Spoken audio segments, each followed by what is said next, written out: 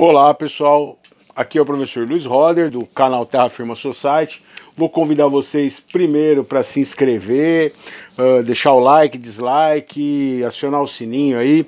Hoje eu tô com a sessão Eu Recomendo. O que eu recomendo hoje? Hoje eu vou de um clássico do cinema envolvendo quadrinho. Eu vou falar do Conan o Bárbaro. Essa aqui é uma edição especial, tá? Muito legal.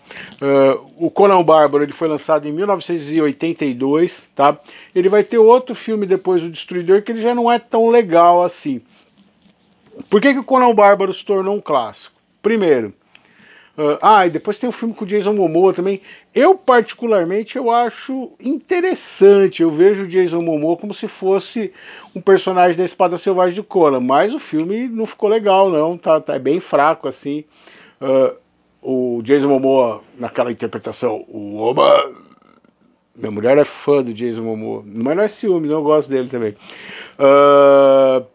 O que acontece? Conan o Bárbaro, ele foi... a ideia é ter a trilha sonora do Basil Polidorus, tá? E a intenção dele era introduzir o Conan do universo dos quadrinhos para o cinema. O Arnold Schwarzenegger. Por que o Arnold Schwarzenegger? O Arnold Schwarzenegger, com aquele sotacão dele, né? Nervoso, com dificuldade de falar inglês naquela época, porque o filme quase não tem diálogo. O Conan não tem grandes reflexões filosóficas da parte do personagem, porque o filme, muito pelo contrário, ele vai abordar umas coisas muito legais. Ele tem umas cenas super interessantes, assim, logo no começo, que aparece o segredo do aço, tal, que isso vai ser importante porque ele é a linha condutora do filme, que aparece a espada sendo forjada. E aí eu vou fazer uma referência à trilha sonora do filme, do Basil Polidorus, aqui o CD do Conan o Bárbaro. Também tem a do Conan o Destruidor, que é legal pra caramba, a luz não deixar pegar aqui, mas assim, ó, muito legal, apesar da câmera estar invertida. Os dois CDs aqui. Que primeira meia hora do filme praticamente não tem diálogo.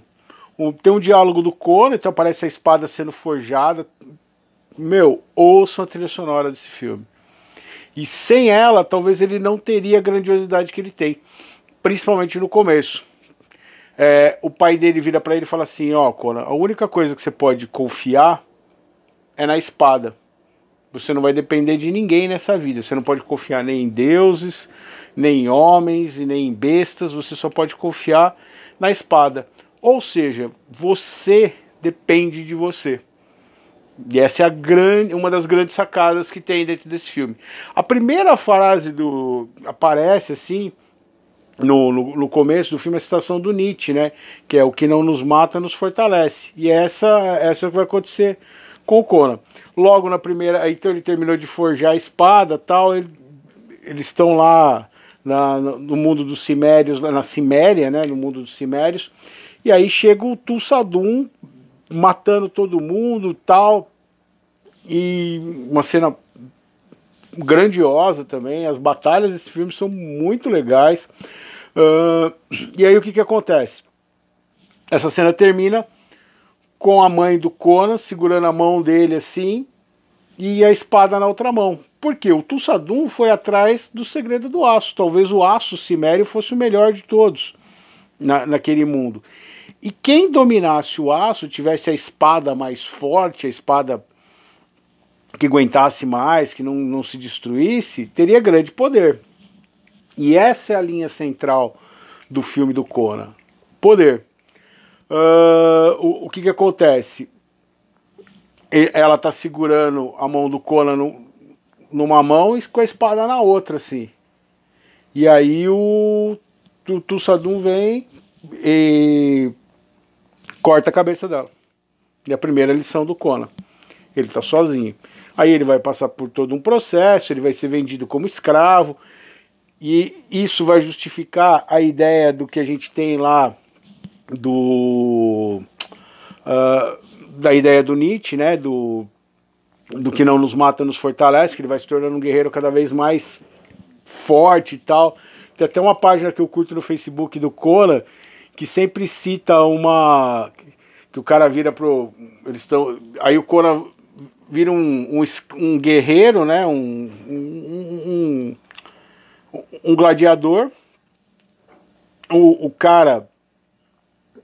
ele começa a ganhar muito dinheiro para um cara que o comprou, né? E aí tem uma cena lá que viram, eles estão com o rei de Kitai, assim, e aí ele fala assim, qual é o segredo da vida, tal? Aí o filho desse guerreiro fala assim, o vento nos cabelos, um falcão no seu braço, o cavalo, pá, toda aquela poesia, né? E aí o rei fala assim, errado! E aí ele fala, qual é o segredo da vida? Destruir os seus inimigos, fazer as mulheres deles chorarem e tal, que tipo, meu, a única coisa que existe na vida é a morte. Tem que destruir, você vai morrer. E o Conan tem uma coisa muito legal que não aparece aqui explicitamente, mas no quadrinho sempre tem isso, que é a filosofia dele, se sangra, morre. Ele enfrenta, meu, você vê os desenhos do Conan, as capas do Conan, assim, às vezes tem aquelas capas muito loucas, assim, dos monstros, umas hidras, umas coisas... Se sangra, morre. Se ele der um golpe, o bagulho sangrou e ele não desiste. Aí vai e tal. Ele é solto, né, por esse dono de escravos, o cara que fazia negócio com luta e tal. E aí ele vai conhecer a Valéria, né, vai montar uma equipe e ele tá em busca das duas serpentes. De quem? Do Tulsadum. Então ele sempre fala assim, tal... E ele vai roubar o negócio e vai, porque ele quer encontrar o Tulsadum. E quando ele encontra o Tulsadum, vai ter acho que talvez a sequência mais interessante do filme. Quando ele vira, né, a primeira vez ele é crucificado, aí a Valéria o ajuda, o salva, ele tá quase morrendo, ela faz uma oferenda para os deuses, né? Tem um mago de Kitai lá, tal, que vai ter um preço depois. Não vou dar spoiler, mesmo sendo que muita gente que vai estar assistindo esse vídeo talvez já tenha assistido Conan. Tudo tem um preço, né?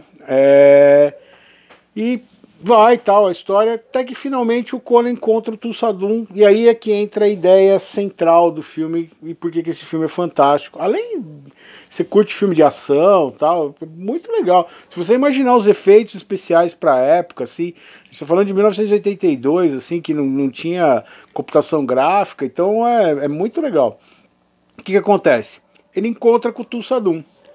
E ele vira pro Tulsadum e fala, ó, você matou meus pais em busca do aço e tal. Aí o Tulsadum olha pra ele assim, tipo, putz, é mesmo. Meio que lembra sem lembrar, porque o Tulsadum deve ter matado tanta gente que ele não tem, assim, é mais um lá.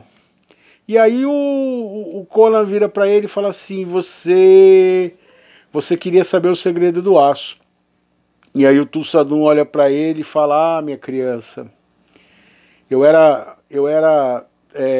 ingênuo nessa época, porque eu achava que o segredo estava no aço, controlar o aço, saber o segredo do aço. Aí ele olha, eles estão num vale assim, e tem um monte de fiéis assim do Tulsadum. E ele olha para tem um monte de mulheres assim com umas roupas tal, porque o Tulsadum virou um deus assim para aquela galera. E ele tem um lance meio de magia lá tal.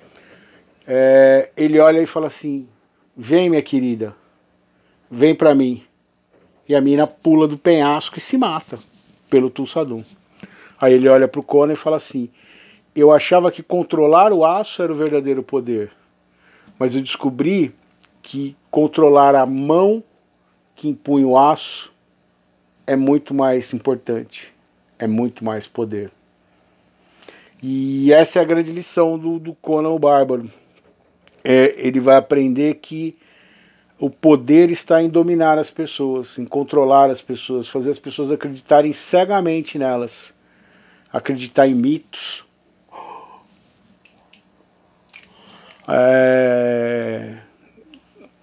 defender alguém que não tem defesa, seja vermelho ou amarelo. E aí a gente entende que a grande sacada desse filme é essa.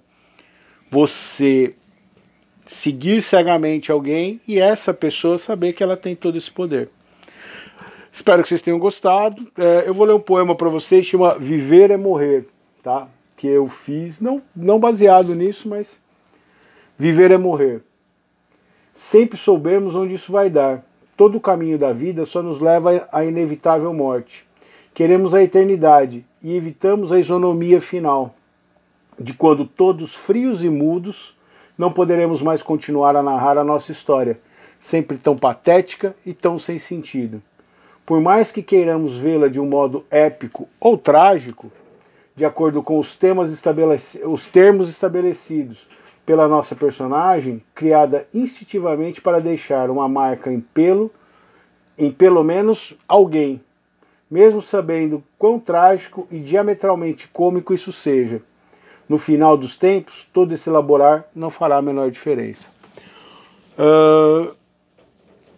A gente não quer ser esquecido. A gente acha que a gente tem medo de morrer, mas na verdade a gente tem medo de ser esquecido.